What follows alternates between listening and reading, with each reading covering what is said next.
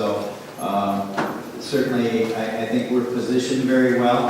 I think the cooperation that we have shown to work with the state and the state police, I think they appreciate that. So I think we're poised to really expand that kind of presence in the community and to be able to hire more of our own officers if we get that going. So we certainly see that as a great prospect for us. In addition to public safety in the 7th Ward and really across the city, blight is another significant issue. For the past couple of years, we've had a special blight elimination program with a hotline and blight officers for each ward. And from my perspective, they were doing a pretty decent job getting phone calls from residents and from council members and then going out and checking on the situation, writing tickets when necessary, talking to residents about blighted conditions. It's my understanding that program has more or less been shut down and that the blight officers have been laid off. What can you tell us about that? Who should people be contacting regarding those blight issues at this point? Well, I think they should be contacting the Infrastructure and Development Department. I think you could start with Howard Croft. He'll get you to the right folks.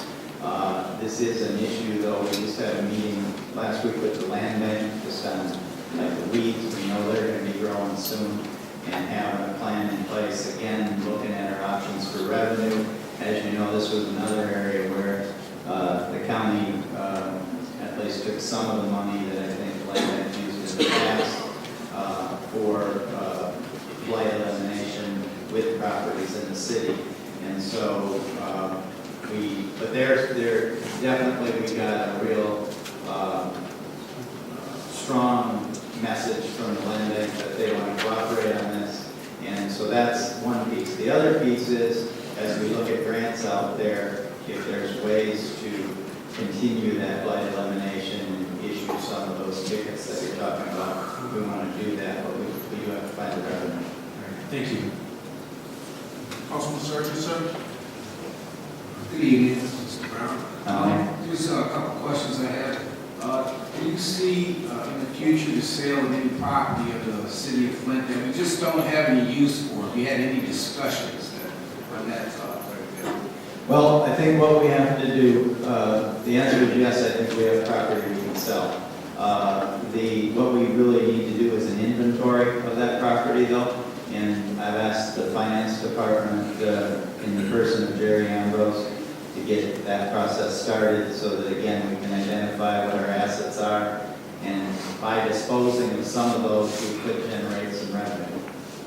And do you have any thoughts on the future of the mini stations, police mini stations? Any direction you're going to go there? Well, right now we're hoping that the grant that we've had on community policing can be renewed. We don't know that yet, but we have resubmitted it, and the mini stations would be a key part of that plan. And certainly, when I talk about a criminal justice plan, we want the mini stations to be part of that equation. Thank you, Mr. Okay, thanks, Mike. Okay, Mike, do you have any closing comments before we move on to the public? The only thing I'd say is I have appreciated very much the cooperation of the City Council and the Mayor thus far. I can see that there are better ways that we can communicate, and maybe there's some glitches with some council folks. I will try to make every effort to improve that as we go forward. And I've said this from the beginning, my job is to get this back in your hands as soon as we can. I think the proper place for city government is with the mayor and the city council, or however we structure the future of the charter. And that's one thing that didn't come up tonight, but you know, to have a look at the charter going forward, that's something I plan to have on the table and seek some input from you folks too as we move forward with that. So thanks a lot. Thank you, Mike. Mr. President, if I may, I know the time ran out for questions, but I just want to throw out three things. Grass cutting is one. The weather is getting ready to change, and hopefully you guys are looking at that. The other piece is the senior centers. and there have been additional cuts in funding for them. There were some great issues with how those services were administered, so that's definitely concerning. And the other piece is revenue generation. As you guys look at reducing spending, let's also talk about how we can generate additional revenue. Thanks. Very good, thank you. Noted. Okay, thank you very much. Okay, now's the time for the public hearing on the emergency management 45-day plan. There was the report that was sent to the state treasurer, and as well as time for the public to comment concerning community affairs. Members of the public shall have 5 minutes to be heard, and there'll be no extensions to those 5 minutes. First to be called this evening is Mr. R.L. Mitchell. Mr. Mitchell. I'm Councilman Michael Sargentson, and I want to encourage everyone to come out Tuesday, February 28th, 6 p.m. at Neithercut School to the 8th Ward Emergency Manager Meeting. Here you will be able to ask questions, give your opinions, and be a part of the solution. Please show up Tuesday, February 28th, at Neithercut School. Be a part of the solution. Tuesday, February 28th at 6 p.m. And remember, Flint is a great place to make better.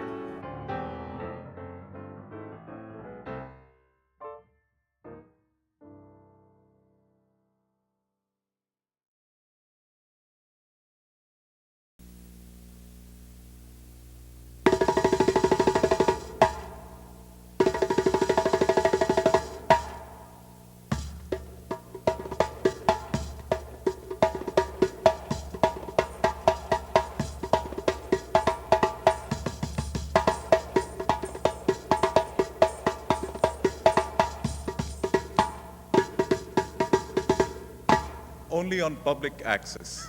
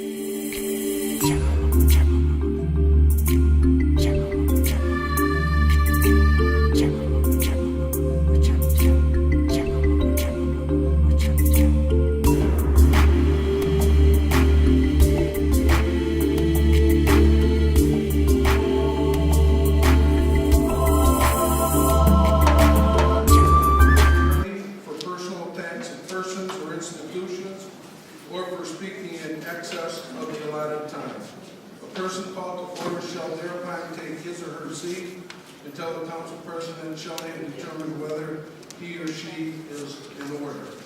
Every question of order shall be decided by the council president. If a person so engaged in presentation shall be determined by the council president to be out of order, that person shall not be permitted to continue speaking in the same meeting. Sally, go down the other way. Okay, Rob. Thank you. Don't move. My name is Ira. And before I speak, I want a moment of silence for my friend passed away on Sunday. And I don't have to mention her name because she 16.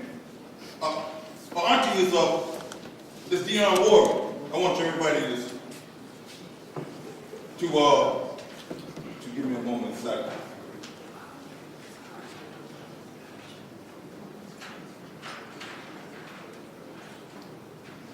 Thank you very much, Scott. Okay, I live in the 3rd Ward, and I want to see about this inner structure.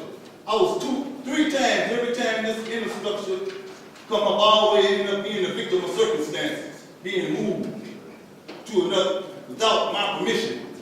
And what I'm gonna say, I went to my home, and my home was boarded up with my clothes in it, but my landlord didn't know nothing about it. Like I was saying last time I was here, I said, the daughter of my payee said, ought to get my money in my own hand because her father was sweating bullets for handling my money because the government, he found out somebody had got my Social Security card and he was up. What I'm trying to say, Scotty,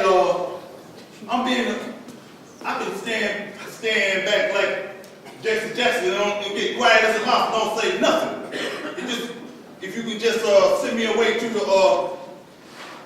I got 2 more years to be a senior citizen, they say. I can, your rag, they won't let me even get on your rag. But if you can just fix it up so I can go to the casino at the store in Eagle, every week, I'll just go silently in the night and just speak till you deal with this brown dudes that taking over, talking about taking over your city, Mr. President Scotty. What about? And see, right now I was maybe I asked him why I don't take care of my business because I was locked up in my significant other house for 3 weeks. But I found out my payee gonna give me a house that I ain't must ask for. Like it belongs to a church, like the priest of but he dared me to have a lady friend in it. That ain't must. But if they treat a priest like that, that ain't American style. Like that government sniper talking about trying to get you to make somebody drink somebody out of Flint River and talk about selling the water plant. And Scotty over there grinning like that ain't no real Flintstone, dude. And you, and Scotty, what? Could you do this for me? That's so unequal. Could you set that trip up for me every week? Or in the structure, I live close to there. They put a hospital in my neighborhood. I think the government trying to move me. Think somebody ain't saying nothing about it and all that stupid junk right on D Street. Man, I want you to. And I found out my house. It's not demolition. Hey man, you tear my house down, you better. I've been in there for 15 years and I realized that if you're gonna tear my house down and buy my property, like he said, it's a notion to buy property around there. I want to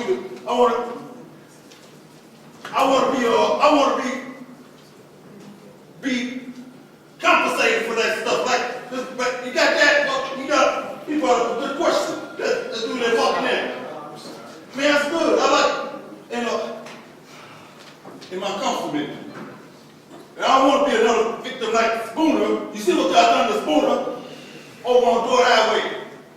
Talking about, and then over where you go? Trying to put it over in down south Georgia, trying to throw it off the yard. The mayor. Anyway, Scotty, will you consider that well? Hey Scotty, make sure I go to the store in Eagle so I can stay out of this little. Not one of you should say. Hello, Scotty, talk back to me. Listen to her. Okay, what's up? Thank you, Ara. Our next speaker this evening is Mr. Opie Holt. Mr. Holt. Good evening, Council. My name is Opie Holt. I own Holt's Manufacturing Housing Development in Flint and community. And while I was talking tonight, why I came down here tonight was for number one to listen to the mayor, appointed mayor as an appointed emergency manager. And I put down a scrap on my form, and I know this is a real problem. I live on the city limits of Flint. And when you got an MTA bus that goes out of route and goes in front of an automotive machine shop and drops off scrappers in the morning, you know it's bad. They even put their scrap up where they put the bikes on the front. You know, and me being a Flint resident, I have nothing to say as far as going to Genesee because they figure it's Flint's problem that we got the scrappers and they're coming over there to scrap in their area. is there some way in Flint, or somebody in Flint, that's what I wanted to ask